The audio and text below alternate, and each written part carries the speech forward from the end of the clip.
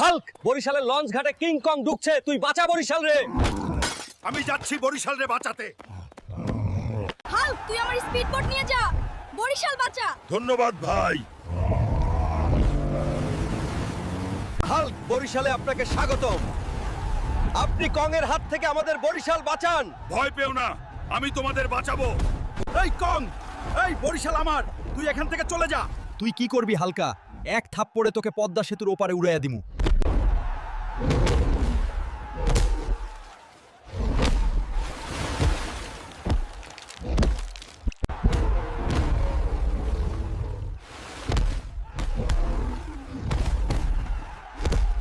হালকা, আজ তুই শেষ।